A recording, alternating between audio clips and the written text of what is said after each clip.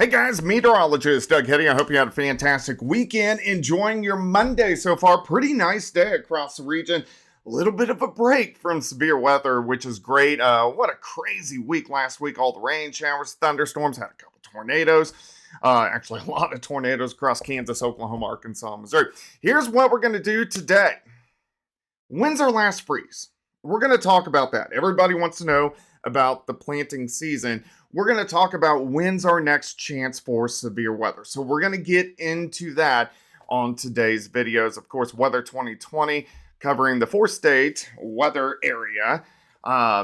Huge shout out to my boys, Superior Roofing and Construction, 4-state premier roofing contractor. They're local to Joplin, Missouri, but with severe weather season, if you guys have roofing needs or had damage last week, give them a call. The number is right there on the screen. All right, so let's jump in. So what we're going to start with today is we're going to see what's going on right now. Not a whole bunch.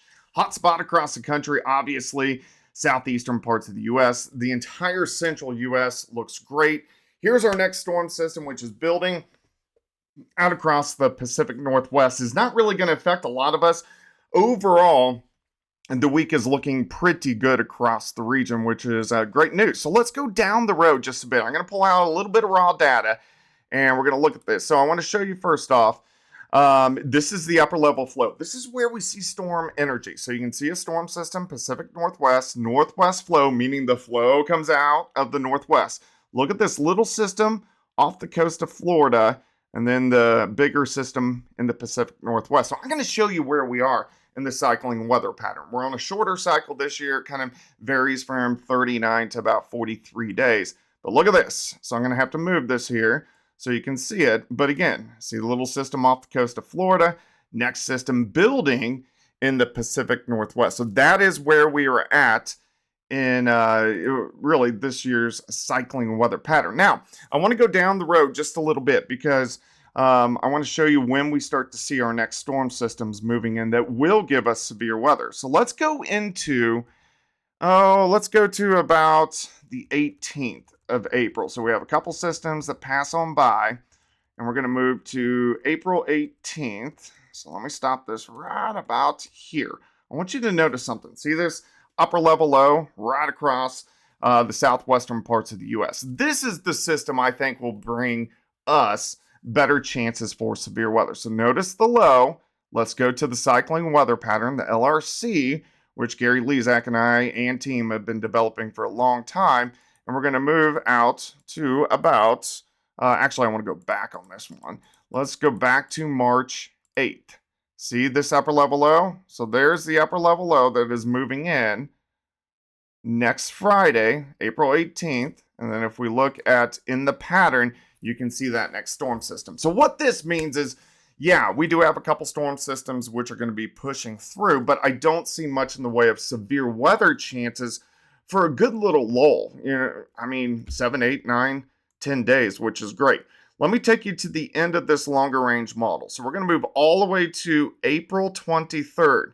So we get a little bit of severe weather here in about 10 days, but then it picks up again. Look at this upper level low, kind of diving into the western third of the country. So let me take you there with the cycling weather pattern. So let's go out. So if we're looking around April 23rd, so now we need to move to about March 13th. So let's say if this is April 23rd. Here comes the storm system, western third of the country. So this would be about the 24th, system coming out, 25th, another system drops in, 26th. Here we go. So we're going to have that chance for severe weather between April 23rd and April 26th. Let's just keep going. 27, 28, 29th, big system moving out. So it gets very active, guys, once we get to the end of the month of April. Of course, we are going to have those chances as well once we get into the middle of April. All right, so what's going to happen this week? Everybody wants to know about the last freeze. I actually think tonight